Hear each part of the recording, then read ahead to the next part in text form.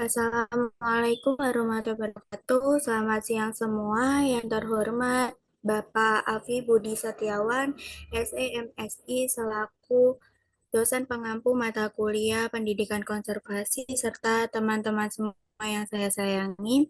Pada kesempatan kali ini kami dari kelompok 5 akan mempresentasikan electric vehicle, transportasi hijau, dan polusi udara dengan anggota kelompok.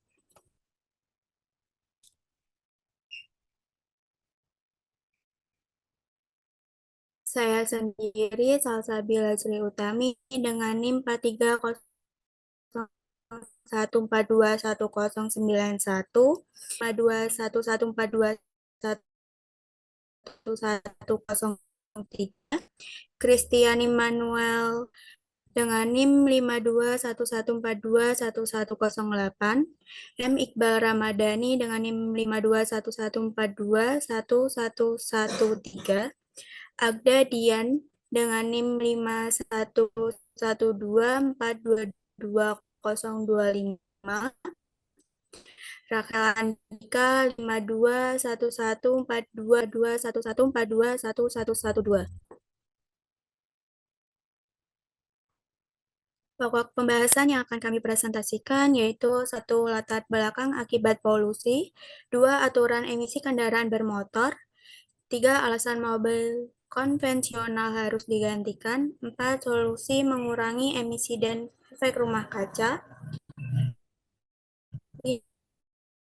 lima, electric vehicles, enam, nasional, tujuh, prospek electric vehicles di Indonesia.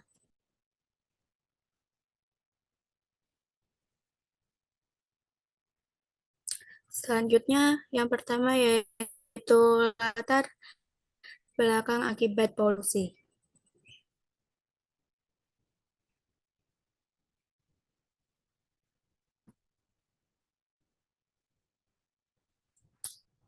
Kita masuk ke pendahuluan. Topik untuk dibahas yaitu pencemaran udara di Indonesia sudah sangat mengkhawatirkan. Di kota besar seperti Jakarta, kualitas udara buruk hampir sepanjang tahun. Penyebab utamanya adalah asap kendaraan bermotor. Buruknya kualitas udara Jakarta dapat dilihat dari Air Quality Index yang sudah mencapai di atas batas sehat konsentrasi partikular matter 2,5, yaitu dengan nilai Air Quality Index 189 yang artinya kualitas udara Jakarta tidak sehat. Rentang nilai Air Quality Index adalah 0 sampai 500. Bisa dilihat pada layar tabel nilai Air Quality Index. Makin tinggi nilai Air Quality Index, maka semakin tinggi tingkat polusi udara dan semakin tinggi pula resiko kesehatan.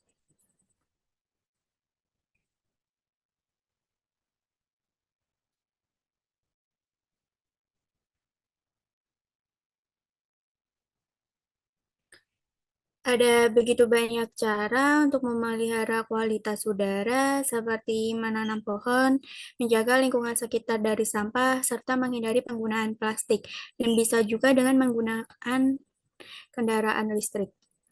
Menurut Wakil Presiden Yusuf Kala, salah satu penyebab tingginya polusi udara di Jakarta adalah jumlah kendaraan bermotor yang semakin banyak. Akibatnya, emisi dari kendaraan bermotor tersebut memenuhi ruang udara Jakarta. Oleh karena itu, diperlukan adanya mobil listrik yang bisa menjadi solusi untuk mengurangi polusi udara di Jakarta. Rahmat Nur 2019.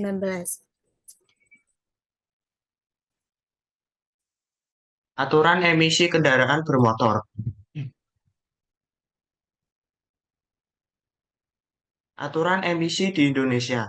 Di Indonesia, aturan emisi kendaraan bermotor diatur dalam Peraturan Menteri Lingkungan Hidup Nomor 20 Tahun 2017 tentang baku mutu emisi gas buangan kendaraan bermotor yang berisi ketentuan tentang baku mutu emisi gas buangan kendaraan bermotor yang berlaku di Indonesia. Aturan ini mengatur kadar emisi yang diperbolehkan untuk setiap jenis kendaraan bermotor yang digunakan di jalan raya.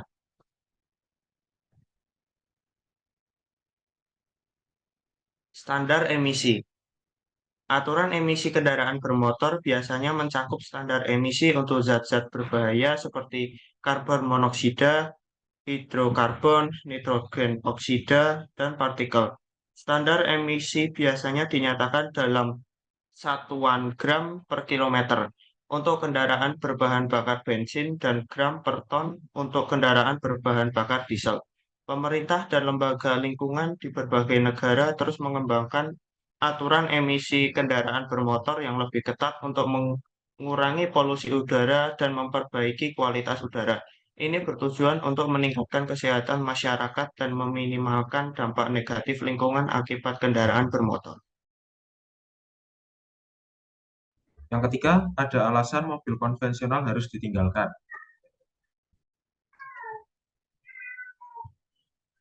Mobil konvensional yang kita kenal sehari-hari merupakan salah satu produk transportasi yang memanfaatkan teknologi yang bernama internal combustion engine, di mana internal combustion engine itu sendiri bekerja dengan merubah bahan bakar minyak atau bahan bakar fosil yang sudah ditambahkan gas oksigen di dalam silinder pembakaran yang nantinya akan menghasilkan output berupa energi gerak yang biasa disebut power dan juga torsi, dan sekaligus menghasilkan sebuah emisi. Beberapa di antaranya yaitu ada karbon dioksida, nitrogen monoksida, hidrokarbon, karbon monoksida, dan ada juga partikel halus. Di sini ada contoh hasil uji emisi dikutip dari Grid Auto. Ada pengujian emisi dari sebuah mobil Toyota Calya tahun produksi 2017 yang dibandingkan dengan Honda PCX tahun produksi 2019, di mana hasil uji emisi dapat kita lihat pada tabel di samping. Eh, Dua kendaraan ini sama-sama menghasilkan karbon monoksida, karbon dioksida, hidrokarbon, dan juga oksigen, di mana memiliki kadar masing-masing. Dan yang perlu di-highlight di sini adalah hidrokarbon yang dihasilkan, di mana mobil hanya menghasilkan sekitar 4 ppm, sedangkan motor menghasilkan 202 ppm. Nah, hidrokarbon sendiri memiliki sifat yang beracun bagi manusia apabila sering dihirup dan bisa menimbulkan beberapa penyakit.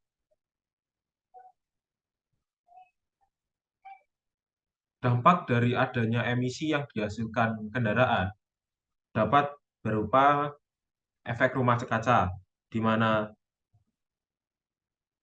efek rumah kaca sendiri mengakibatkan pemanasan global dan juga perubahan iklim, serta karbon dioksida yang dihasilkan dari mobil konvensional menurut PBB tahun 2018 bertanggung jawab sekitar 20% dari total emisi karbon dioksida yang ada di seluruh dunia. Selain itu, emisi gas buang dari mobil konvensional juga menyebabkan pencemaran udara yang merugikan bagi kesehatan manusia. Partikel halus dan gas beracun yang dihasilkan mobil konvensional yang apabila jika dihirup manusia dapat menyebabkan berbagai masalah kesehatan seperti penyakit pernapasan, kanker paru-paru, dan juga gangguan sistem kardiovaskular.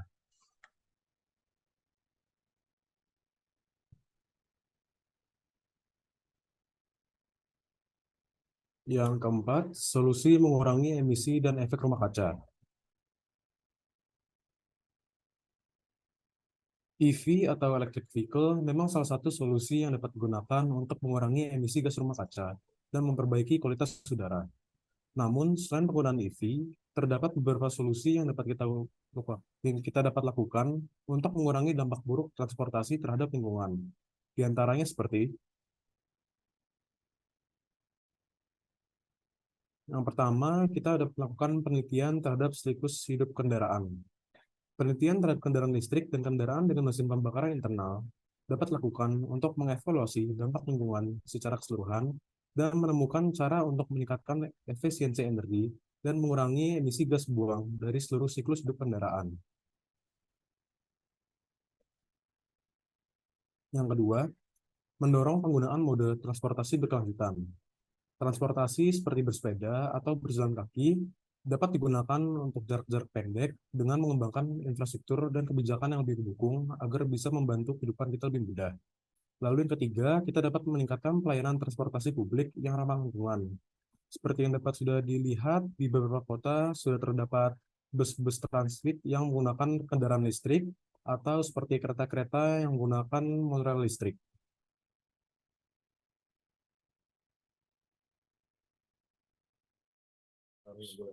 Electric vehicles. Pengertian mobil listrik atau electric vehicles. Mobil listrik adalah kendaraan yang menggunakan satu atau lebih motor listrik sebagai penggerak utama yang digerakkan oleh baterai atau sumber energi listrik lainnya.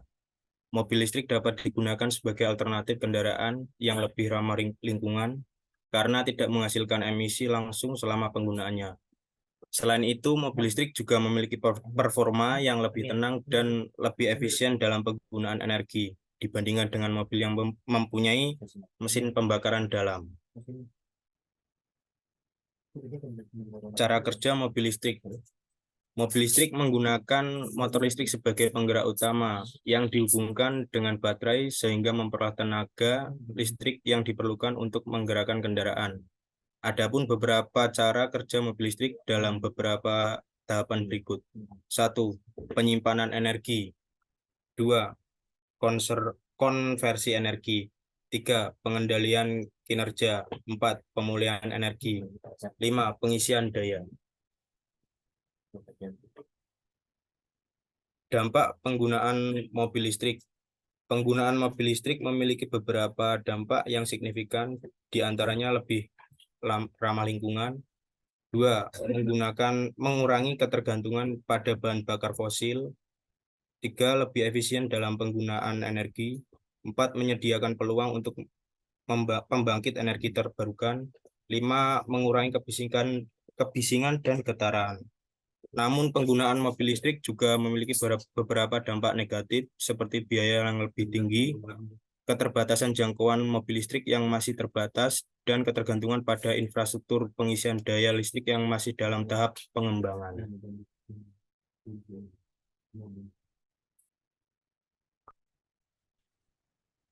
Oke, selanjutnya yaitu perbandingan EV dan mobil konvensional. Jadi, ada beberapa perbandingan yang bisa dibandingkan antara EV dan mobil konvensional. Yang pertama dari segi harga, biaya perawatan, jarak tempuh, pengisian, polusi, dimensi, dan juga privilege yang didapatkan. Dari segi harga, tentu jelas bahwa harga mobil listrik itu lebih mahal jika dibandingkan dengan mobil konvensional. Karena ada baterai yang saat ini harganya sangat mahal. Namun, tidak menutup kemungkinan jika itu diproduksi secara massal, maka akan terjadi penurunan harga akan mobil listrik itu. Lalu, mengenai biaya perawatan itu sendiri, seperti kita ketahui bahwa mobil listrik itu tidak memerlukan biaya maintenance yang begitu tinggi dan begitu banyak seperti mobil konvensional, meskipun ia harus mengganti baterainya secara rutin dan berkala. Sebagai contoh ilustrasi yang dikutip dari sumber luar negeri, dari Nissan sendiri, itu jadi ada sebuah mobil Nissan Leaf yang mengestimasi biaya perawatan mobilnya dalam 5 tahun itu hanya 1.800 US dollar. Itu tuh mobil elektrik. Namun untuk mobil bensin harus menghabiskan sekitar 6.000 US dollar. Nah, itu kan tentu jelas itu angka yang sangat lebih sedikit untuk biaya perawatannya. Lalu kalau untuk jarak tempuh dan waktu pengisian, sebagaimana kita tahu bahwa mobil konvensional emang lebih unggul karena dia pengisian bahan bakarnya lebih mudah dan lebih cepat. Sedangkan mobil elektrik, dia harus mengisinya itu berjam-jam dan tempat pengisian bahan bakarnya tidak semudah ditemukan seperti mobil yang bensin biasa. Lalu polusi yang dihasilkan pun ya jelas itu yang sangat-sangat signifikan. Mobil konvensional menyumbang emisi gas 23% terhadap efek rumah kaca. Nah, maka mobil listrik menjadi solusi untuk menanggulangi hal tersebut. Selain itu, mobil listrik juga tidak menghasilkan polusi suara. Nah, ini merupakan kelebihan dan kekurangan karena masih banyak pengguna yang belum beradaptasi dengan kebiasaan ini. Jadi masih ada terjadi kecelakaan akibat tidak ada suara mobil itu di luar negeri. Ini kasus di luar negeri. Lalu kalau untuk dimensi, mobil listrik umumnya masih banyak yang berukuran kecil-kecil dan jenisnya terbatas. Beda dengan mobil konvensional yang jenisnya lebih beragam, ukurannya pun beragam, dari yang kecil hingga yang besar itu ada. Sehingga mobil listrik lebih cocok dianggap untuk perjalanan dalam kota saja dan bukan untuk mobil keluarga. Lalu ada beberapa negara seperti Norwegia, Jerman, dan beberapa negara lainnya yang memberikan keuntungan terhadap mobil listrik, yaitu penyediaan biaya parkir, tol, dan pengurangan biaya pajak hingga digratiskan. Mungkin itu perbandingan EV dan mobil konvensional.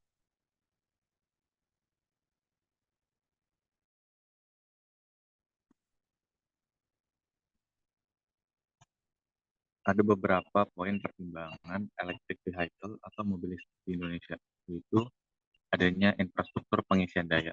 Salah satu tantangan utama dalam menerapkan kendaraan listrik di Indonesia adalah kurangnya infrastruktur pengisian daya. Saat ini jumlah stasiun pengisian listrik publik yang tersedia di Indonesia masih sangat terbatas, terutama di luar kota-kota besar. Oleh karena itu, perlunya ada investasi dalam membangun infrastruktur pengisian daya yang memadai untuk mendukung penggunaan kendaraan listrik di seluruh Indonesia. Lalu ada beberapa pertimbangan lagi, yaitu ada biaya, yang mana biaya kendaraan listrik masih lebih mahal dibandingkan kendaraan konvensional dengan mesin pembakaran dalam. Namun, biaya baterai electric vehicle ini telah menurun secara signifikan dalam beberapa tahun terakhir dan akan terus berkurang seiring dengan meningkatnya permintaan dan produksi tentunya.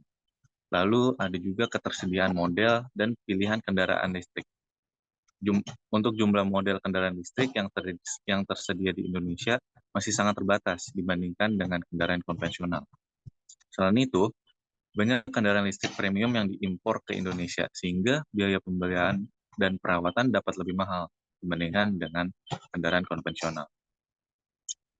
Dengan beberapa produsen otomotif lokal dan internasional sudah mulai memperkenalkan kendaraan listrik mereka di Indonesia, sehingga pilihan kendaraan listrik akan semakin banyak di Indonesia.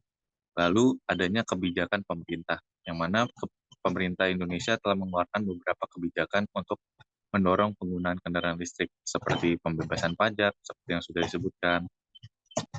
Lalu ada kesiapan masyarakat. Kesadaran masyarakat tentang kendaraan listrik masih relatif rendah di Indonesia. Oleh karena itu, dibutuhkan upaya untuk meningkatkan pemahaman masyarakat tentang keuntungan dan kelemahan kendaraan listrik, serta mengedukasi tentang cara menggunakan dan merawat kendaraan listrik. Dalam kesimpulannya, untuk beberapa poin ini, meskipun ada beberapa tantangan dalam menerapkan kendaraan listrik, namun masih memungkinkan untuk melakukan hal ini. Diperlukannya investasi dalam infrastruktur, dalam pengisian daya, peningkatan kesadaran masyarakat, dan dukungan pemerintah untuk mendorong penggunaan kendaraan listrik di Indonesia.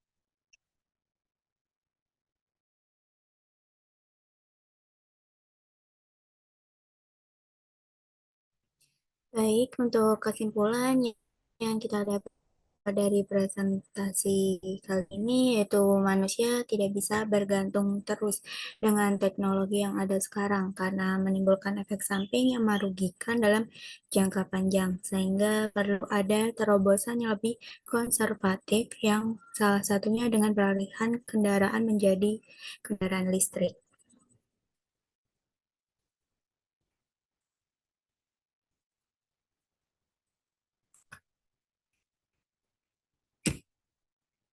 Berikut daftar pustaka yang kami gunakan untuk referensi pembuatan PPT.